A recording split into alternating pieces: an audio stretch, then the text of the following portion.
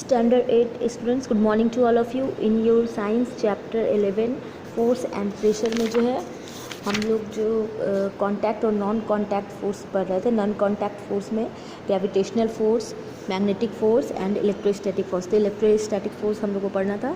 उसके पहले मैं एक ये यहाँ पे एक टर्म आया था ग्रेविटेशनल फोर्स में, मास एंड वेट. यहाँ पे एक अमेजिंग फैक्ट था कि ऑब्जेक्ट ये जो ग्रेविटेशनल फोर्स जो है वो तुम लोग जानते हो जैसा कि अर्थ जिस फोर्स से किसी भी ऑब्जेक्ट को अपनी तरफ पुल करता है, यही फोर्स ग्रेविटेशनल फोर्स होता है. मून जो होता है वो स्मॉलर है अर्थ की अपेक्षा. It's gravitational is also quite less compare to the अर्थ.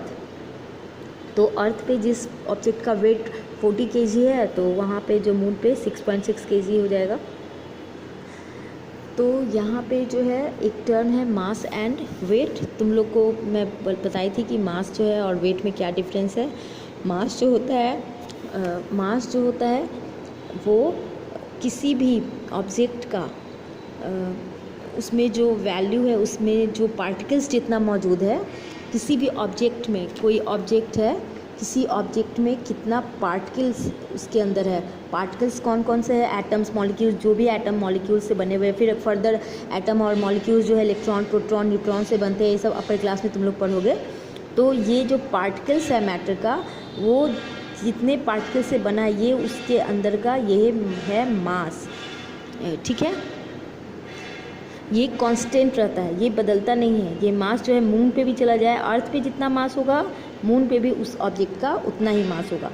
लेकिन अगर वेट कहा जाए तो वेट, किसी ऑब्जेक्ट का वेट वो है जो ग्रेविटेशनल, जिस फोर्स से उस ऑब्जेक्ट को अर्थ जो है अपनी ओर अट्रैक्ट करती है, जिस फोर्स से अर्थ जो है अपनी ओर अट्रैक्ट करती है, यही उसका वेट होगा. और ये वेट चेंज होगा, मून पे जाने पे अलग हो जाएगा, जुपिटर पे जाने पे अलग हो जाएगा और अर्थ पे अलग होगा.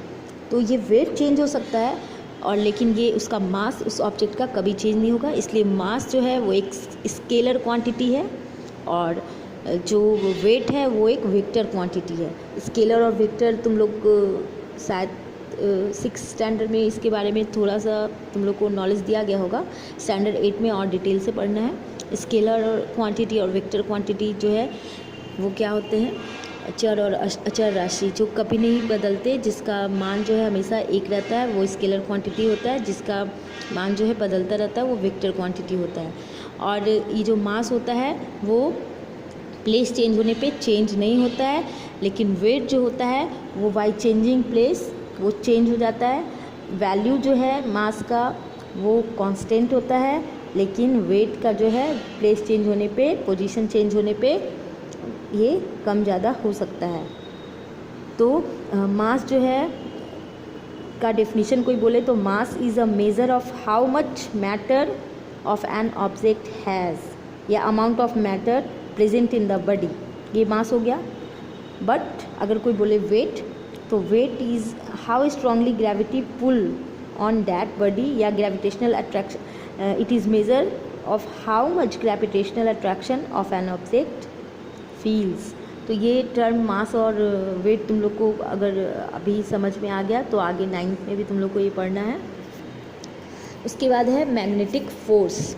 मैग्नेटिक फोर्स जो है, do you remember the chapter on ये मैग्नेटिक फोर्स तो मैं कल एक्सप्लेन कर दी थी. अब है इलेक्ट्रोस्टैटिक फोर्स. तो इलेक्ट्रोस्टैटिक फोर्स जो है ये अनदर काइंड ऑफ फोर्स है विच कैन पुश और पुल टीनी ऑब्जेक्ट.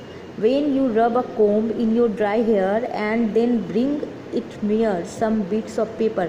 तुम ये एक्टिविटी किए भी होगे. स्मॉल पेपर का जो एकदम छोटा छोटा बीट्स जो होता है उसे रख कर तुम कोम को रब करो अपने हेयर में और उसके पास तुम ले जाओ. इस तरह से वो स्मॉल पेपर का जो बीट्स है, और इसके यहाँ पर अगर तुम कोम को ले जाओगे, जो कोम रब किया हुआ कोम को ले जाओगे तो ये अट्रैक्ट करता है. देखते होगे हल्का सा पेपर जो है इसके पास जो है इकट्ठा हो जाता है. तो ये जो फोर्स है, कोम अट्रैक्ट किया because of the electrostatic force developed in it. अब रब करने पे किसी भी ऑब्जेक्ट में इलेक्ट्रोस्टैटिक फोर्स जो है वो आ जाता है और वो फोर्स वो उस किसी ऑब्जेक्ट को अट्रैक्ट करता है, पर ये फोर्स बहुत इसका जो पावर है ये कम होता है। This is also non contact force, क्योंकि इसमें अट्रैक्ट हो रहा है। ये जो है दूर से ही कोम को रब किया गया, तो ये दूर पे ही है और ये पेपर इसके पास आकर इकट्ठा हो गया, तो ये क्योंकि कांटेक्ट के बिना ये फोर्स का वर्क किया, इसी के लिए ये भी नॉन कांटेक्ट फोर्स है। और जो है नॉन कॉन्टैक्ट फोर्स है which can act of an object from a distance, जो कि डिस्टेंस से ही वर्क कर रहा है। We use electrostatic force to separate solid pollutant particles from smoke coming out of factories. तो इसका यूज़ कहाँ पे किया जाता है? फैक्ट्री से जो स्मोक आ रहा होता है उसमें का पॉल्यूटेंट पार्टिकल को अलग करने के लिए इसका यूज़ होता है। इसका यूनिट है स्टैंडर्ड यूनिट जो है फोर्स का, इसका नहीं, फोर्स का स्टैंडर्ड यूनिट क्या है? किसी भी फोर्स का, चाहे मैग्नेटिक फोर्स हो, इलेक्ट्रोस्टैटिक फोर्स हो, फोर्स का जो स्टैंडर्ड यूनिट है, ऐसा यूनिट है, वो है newton. In the CGS system the unit of force is dyne. यहाँ पर जो है SI यूनिट है न्यूटन और CGS सिस्टम एक है, तो उसमें जो है उस सिस्टम में है dyne. 1 newton is equal to 10⁵ dyne होता है, ठीक है। तो ये है फोर्स का SI यूनिट, याद रखना कि फोर्स का SI यूनिट होता है न्यूटन। प्रेशर है, अब इसमें फोर्स एंड प्रेशर इस चैप्टर में हम लोग को पढ़ना था। अभी तक हम लोग फोर्स के बारे में जाने, उसका कितने पार्ट्स होते हैं, टाइप्स क्या होते हैं, फोर्स होता क्या है, उसका SI यूनिट क्या है, तो है अब है प्रेशर। प्रेशर जो है till now we discuss the effect of application of force of an object. एक अभी तक हम लोग देख रहे थे कि एप्लीकेशन जो फोर्स का है किसी ऑब्जेक्ट पे वो क्या होता है effect, but can be measure that this effect. The effect of the force on any object depends on 2 factors, the amount of force applied and on the area or which it is applied। Means pressure जो है force के साथ work कर रहा है। यहाँ पे जितना एक प्रेशर क्या हुआ, एक प्रेशर जो है वो जुड़ा हुआ है फोर्स से। एक ऑब्जेक्ट पे हम कितना फोर्स अप्लाई कर रहे हैं और उस पर फोर्स अप्लाई करने पे कितना इफेक्ट आ रहा है, और जो एरिया है, एरिया ऑफ कांटेक्ट जो है, मीन्स कि अगर ये जो है फोर्स लग रहा है तो कितना, इस फोर्स लगने के बाद क्या जो है इसमें क्या चेंजेज आया, इस पर क्या इफ़ेक्ट पड़ा, उसके बाद एरिया ऑफ कांटेक्ट क्या है, पूरी तरह से कांटेक्ट में आ रहा है या थोड़ा कांटेक्ट में आ रहा है, तो एरिया ऑफ कांटेक्ट क्या है और उसका इफ़ेक्ट क्या है फोर्स का। तो ये डिपेंड इसी पे जो है फोर्स पे ही डिपेंड करता है प्रेशर। तो however the why the sharpened edge of the pencil hurts you more that a blunt one. अब तुम नाइफ़ को ही देखते हो, नाइफ़ में धार क्यों बना होता है, ब्लंट क्यों रहता है, तो उससे अच्छे से कटता है। अगर वो ब्लंट कम होता जाता है या उसके अपोजिट करके करो, अगर नाइफ़ है, अगर ये नाइफ़ है तो नाइफ़ का जो ब्लंट पार्ट है इधर से अच्छे से क्यों कट होता है, इस तरफ से क्यों नहीं कट होता है।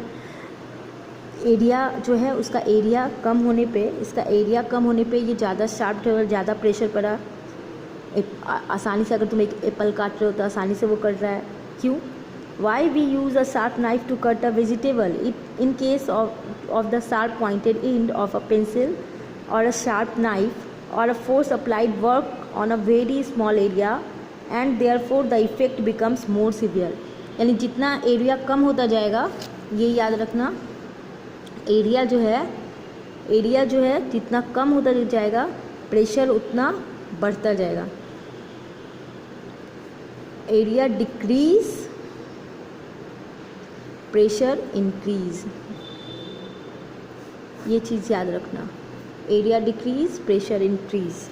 तो in case of the sharp pointed edge और पेंसिल, यहाँ पे एरिया जो है डिक्रीज किया, इसलिए प्रेशर जो है वो बढ़ जाएगा, प्रेशर को हम लोग बढ़ा सकते हैं। To measure the effect of the force, we measure the pressure. Pressure is the force acting on a unit area of surface। यानी प्रेशर जो है वो है जो एक यूनिट एरिया पे जितना फोर्स लग रहा है वही है प्रेशर। एक यूनिट एरिया पे जितना फोर्स लग रहा है वही है pressure. Pressure is equal to force divided by area on which it act. तो नेक्स्ट क्लास में मैं इसे और अच्छे से एक्सप्लेन करूँगी, आगे का एक्सप्लेन करूँगी। प्रेशर जो है उसका ऐसा यूनिट पास्कल होता है, जैसे फोर्स का न्यूटन होता है इसका पास्कल होता है, या फिर तुम इसे न्यूटन पर स्क्वायर मीटर भी बोल सकते हो। इस तरह से भी पीए भी लिख सकते हो और एसआई यूनिट, या फिर तुम न्यूटन पर मीटर स्क्वायर इस तरह से भी लिख सकते हो। ये प्रेशर का यूनिट है और प्रेशर इज इक्वल टू होता है force divided by area on which it act, यानी ये फोर्स से जो है प्रेशर रिलेटेड है। तो नेक्स्ट क्लास में मैं इसे और आगे एक्सप्लेन करूँगी। Thank you.